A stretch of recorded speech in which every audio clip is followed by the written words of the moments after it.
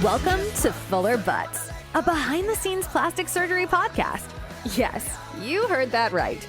Join your co-hosts, Dr. Sam Fuller and Dr. Dan Butz, board-certified plastic and reconstructive surgeons, on an exclusive full-access pass into the world of plastic surgery. Combining their expertise and training, Drs. Fuller and Butz will share medical insights, detailed explanations, and lighthearted humor to keep you entertained and informed. We're certain you'll become passionate about the plastic surgery specialty, and between debunking myths, uncovering truths, or just making you laugh out loud at their perspective on this creative and artistic field, we've got something for everyone. From tummy tucks to Botox and mommy makeovers to surgery do-overs, the Fuller Butz Podcast will surely satisfy your podcast fix. Hello, greetings. Welcome to another classic episode of the Fuller Butz Podcast. I'm your host, Dr. Sam Fuller, and with me as always, Dr. Daniel Butz from Milwaukee, Wisconsin, and Quintessa. Dr. Butz, how are you feeling today?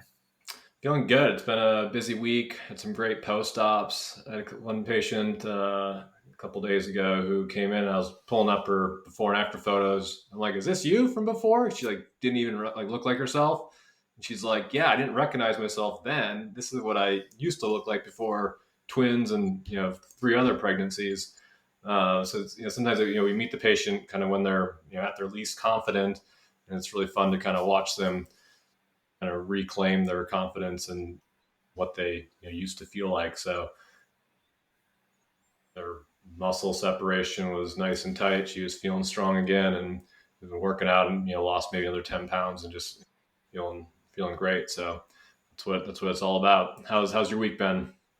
It's great. Yeah, I had a patient not this week, but a couple weeks ago. I emailed her before and after pictures, and she was like, yeah, I almost emailed you back. I was showing them to my husband that you had sent me the wrong patient, but it was actually me. Like, I forgot that that's what I look like. Yeah. And so that's really why we take the photos. Yeah, why we take them and what we live for and want to accomplish is that really transformation that's there.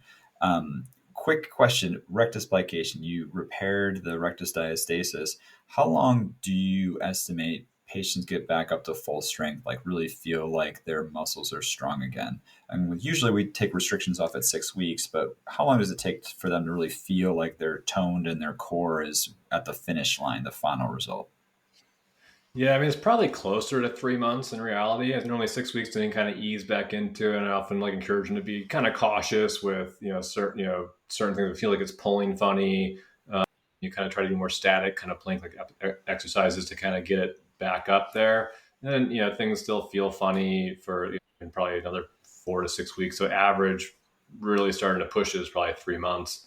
And, that normally at 6 months are really starting to tone things back up and really feeling all the benefits. A lot of the functional things of back pain are improved pretty quickly though.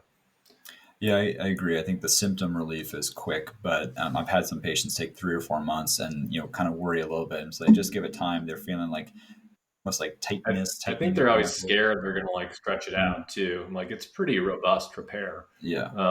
But not something they've ever done before. So it's normal to have some nerves about it. For sure. Well, this episode is supposed to be a quick hitter. One of the most common surgeries that we do is breast augmentation, and there is some decision-making that goes into choosing the implant besides just the size. So after surgery, a lot of my patients in the recovery room wake up and say, what size? How many cc's? What did I get? As we're talking through this very narrow range that's there. And besides the cc's, there's some other components that go into selecting the perfect implant. Dan, do you want to take us through some of the thought processes in choosing the correct breast implant for breast augmentation?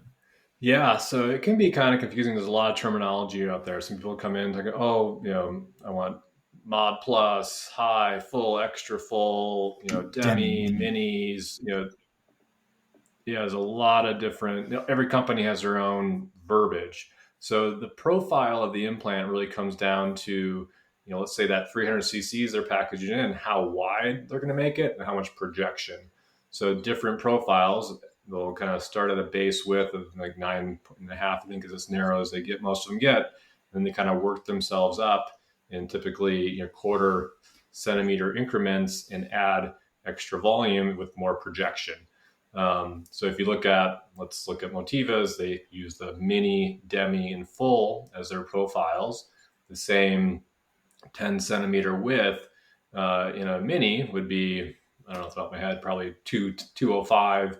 In the demi, it's probably 278 or maybe, I don't know, 300. And full is probably maybe 375. So incrementally you add volume, the width is staying the same, but the profile projection, how much it projects out, is increasing. So as we're sizing patients and they're adding volume, in my mind, I'm kind of moving up in the profiles based on their base width diameter that we measure.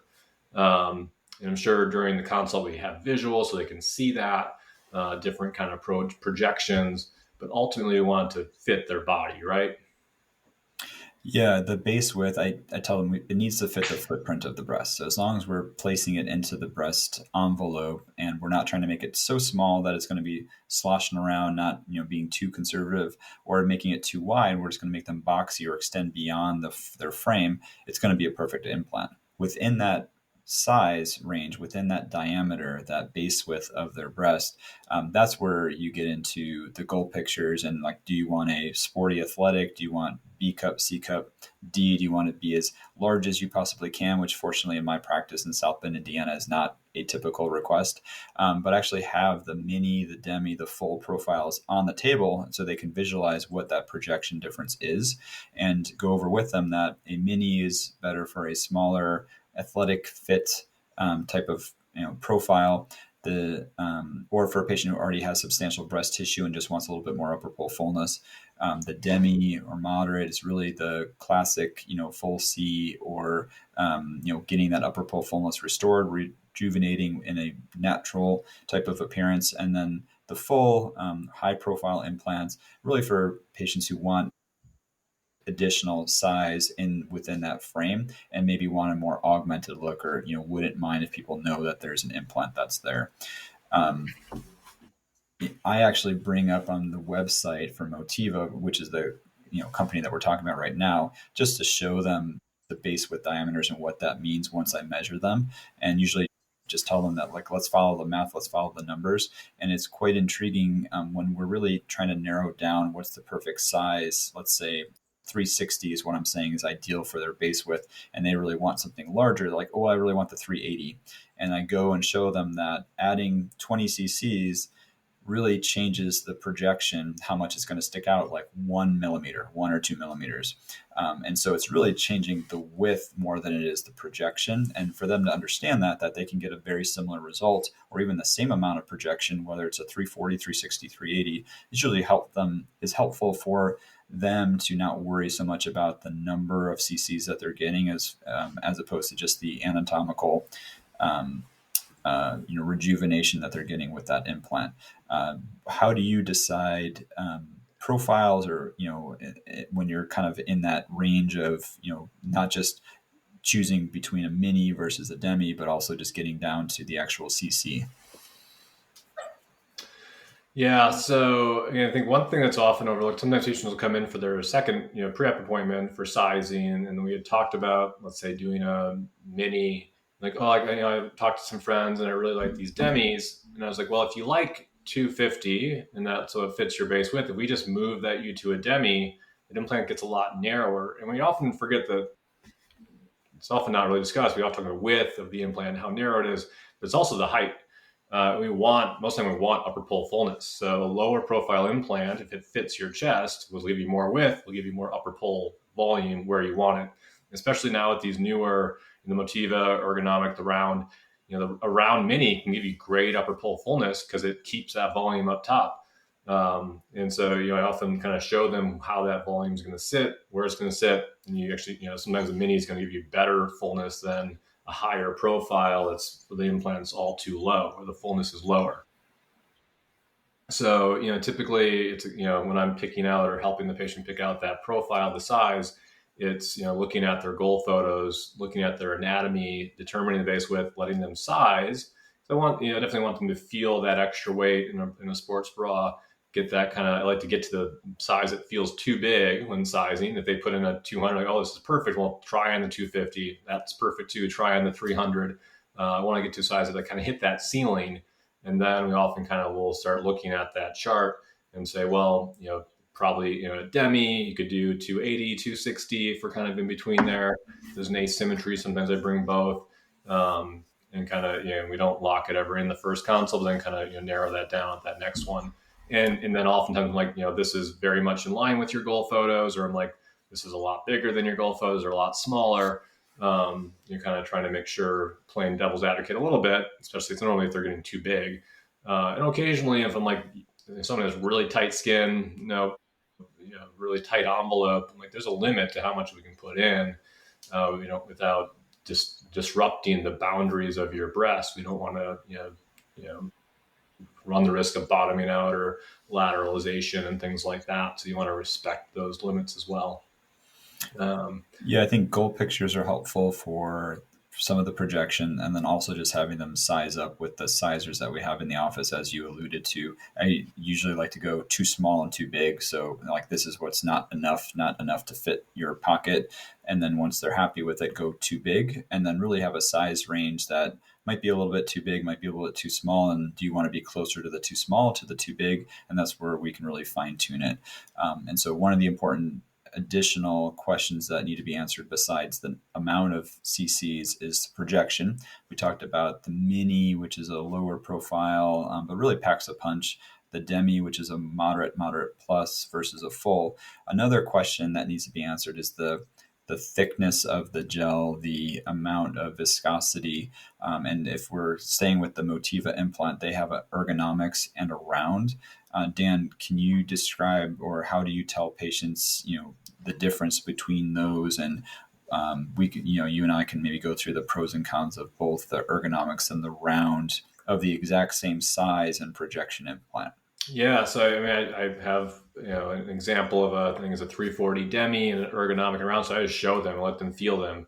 It's kind of subtle. The feel is very subtle. Round's a little bit firmer, ergonomics a little bit softer, but a lot of times they can't tell the difference unless I really kind of point it out. And the bigger thing is kind of how it reacts to gravity. So upright, the round kind of maintains its shape a little bit more, has a little bit more upper pole fullness, a little bit less kind of, descending of the gel. The ergonomics designed to be a little more teardrop shape. So it gets a little bit more of that natural slope. And I think, again, some people think, teardrop, it's going to look really natural. You're still going to get upper pole fullness. It still helps a lot, just a touch more natural than the round. So then I kind of talk about, you can look at the goal photos and talk about, what they were telling me in the room, and the size they're looking for. If someone, sometimes we'll use a round, even if someone wants a really natural result. If they want a smaller implant, they still want to get the upper pole fullness. So I'm kind of 50-50 on the ergo versus round. Patients really, it's not, one isn't a huge favorite over the other. Kind of just really case dependent on what we're recommending, and they both provide great outcomes. How do you kind of show that to patients? Is it sure it's similar, like everything else? Similar. I have the round and the ergonomics. And I tell them I oftentimes have to look at the back just to make sure that I'm showing them the right one, because they are fairly similar. For patients, I'm not really thinking about it. I have a hard time. I have to take a second to feel. And so for patients who have a lot of breast tissue already, oftentimes I say it may not make a big difference on someone like you, because it's going to be, oftentimes underneath the muscle, underneath the breast tissue. And so let's not stress about this decision. For patients with very minimal breast tissue, really go through, ergonomics being the more natural. And I kind of hold it up to my chest and show them that the ergonomics, maybe 40% of the volume stays in the upper pole, 60% goes to the bottom pole. So that has that natural teardrop consistency. And I describe to them that the round is more of like a 50-50. So about half of the implant stays in the upper half of it stays in the bottom half, has a less natural teardrop shape, more of a Velcro kind of stuck on appearance to that. If they really want that upper pole to be volumized, that may be a better option. For many patients of mine who want extremely natural, want it to move and feel just like breast tissue, it's an easy, we're going to do the ergonomics. It's a no-brainer. For some of the patients who maybe want to be larger, but not necessarily a larger projection, want to maintain the volume, oftentimes the round is a good option, because it's going to give them that perkiness or that fullness without actually adding more volume to them. And so sort of you use that as a nuanced way of providing them with that perkiness without having to add more width or cc's to that. I was that last week, I took out some 650s that were like style 45s like 15 years ago. And I replaced them with 360s, demis, round. And then I have a picture of it, side by side on the table. And the round almost has as much projection as the 605, but the 605 is like that kind of old scooped out. So that the implant technology is like so much better, provides so much better structure and shape. You don't need to use these really big implants that are often weighing down the breast, causing a lot of issues. So you can get a lot more out of less volume than we used to, because the volume stays where you want it. So, it's a pretty huge improvement in technology. Yeah, the safety of the technology is huge, and they pack a punch. So the Motivas are filled 100%. I think that matters as opposed to the older ones, which were 92, 94% or so forth. And it's just like you have to put more of the implant in to get the same desired result, as opposed to these. I kind of describe them almost as European style, but like they just give you that volume that's there. I similarly had a case. She thought that they were too big when they were put in 10, 15 years ago. She wanted them swapped out. I think they were 475s, high profile. And I put in the 380 sizer and it looked identical, if not like a little bit bigger. And I was like, luckily I had, have a ton of options. I was able to downsize, but usually I anticipate downsizing about 100 cc's to get them down a couple, size or get them more moderate, but ended up, I think, with 340s instead of the 380, swap out, just to give them truly a smaller appearance to the breast, because the 6th generation implants that we're using now, as opposed to the 3rd or 4th that were in there currently, have similar projections. And that's an interesting, tool in our toolbox to keep in mind. And it's fun. It's exciting to be able to see those differences in real time. It's really, be able to make that. I think we'll talk about this in probably a future episode, but with the Preservé technique, where they're putting this, the implant in this, submammary kind of ligamentous space, they're even describing using smaller implants and, with same Motiva implants, but even less than they would typically use with Motiva, and getting similar like outcomes because of how it interacts with the breast. So I think, again, bigger implants cause bigger tissue changes, gravitational change. So if you can get similar like results with less cc's, it's totally worth it for that long-term result. So I think that's a great overview. I think that a common question we get is again what that profile is, why really want to match their base, their footprint, so it fits them, their anatomy, and achieves their goals. Great quick hitter here. Yeah. And so, we're helping guide and navigate to a common goal with our patients, want to reach those expectations. Oftentimes, if they're saying things are looking too big, we're going to downsize the projection to give them the same width that fits their breast footprint. If they want more fullness, then we'll upsize the projection, and then the actual gel consistency, the thickness, is just another tool that we have to offer patients, especially with Motiva, the ergonomics and round, to help give them that lasting shape and appearance and feel of their breast that they're desiring. So it's all patient driven, patient centric. It's great to hear the ways that you describe those to patients and may steal some of those ideas. Likewise. Awesome. Well, we'll always good to get on here and chat and get your perspective, and again, keep on following us. How do we do that? Other side. No. Oh, we're backwards. We'll have to delete that. We'll edit that. We'll end on that. See ya.